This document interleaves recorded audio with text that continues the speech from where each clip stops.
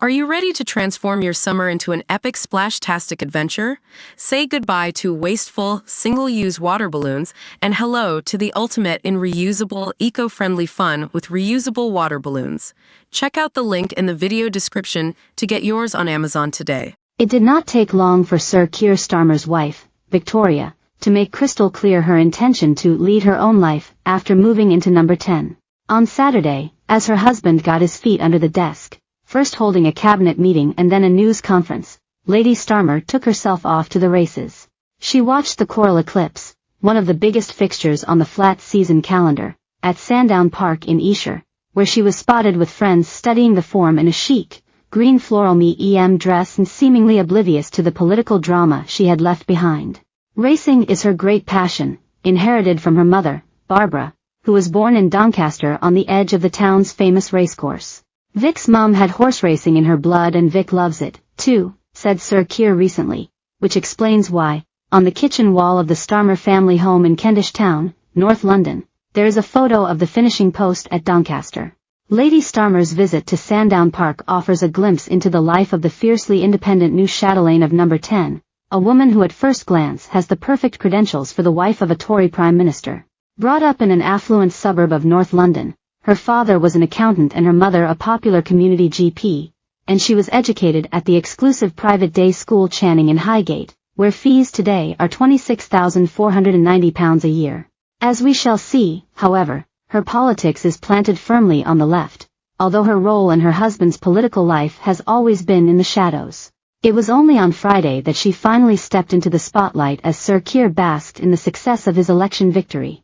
And what a debut it was. Her glossy hair had the bounce of a fresh blow-dry and her on-trend dress, me-em again, was in a stylish shade of Labour red. Sir Keir Starmer and wife Victoria, Lady Starmer greets supporters as he enters 10 Downing Street from his time as Director of Public Prosecutions, is hardly the first political spouse to try to dodge the glare of publicity. But as Sherry Blair, the last Labour wife whose husband went from Leader of the Opposition to PM, will surely tell her, living inside number 10 isn't always easy. As her husband vowed that the work to renew Britain begins immediately, the new First Lady of Downing Street looked on with pride. Most political partners arrive at that famous black door for the first time shattered by the emotion of the night before. Lady Starmer radiated vitality. But if there was a little apprehension behind those polished smiles, who could blame her? For almost the entire 6-week election campaign, Lady Vic, as she is affectionately known among Labour staff, has scarcely been seen. How very different from a previous generation of political wives and husbands, who were often an essential part of life on the stump. But make no mistake, Lady Starmer's wish to preserve her privacy does not mean she takes no interest in her husband's career. She does. According to insiders, the former lawyer-turned-occupational NHS health worker is the most formidable influence on Sir Keir. Her absence from the political fray is, instead, part of her fierce determination to keep politics and their home life separate. She is said to have been resistant to the idea of breaking up the family's happy existence in their tree-lined neighborhood, close to Hampstead Heath. At its heart has been a steely resolve to protect their 2 children. They have a son, who is doing GCSEs this summer, and a younger daughter whose name has never been confirmed publicly. And the scale of Sir Keir's triumph has changed everything in the life of this supremely well-organized professional woman. When Starmer has talked about the effect of his job on his children, it is with a sense of anxiety.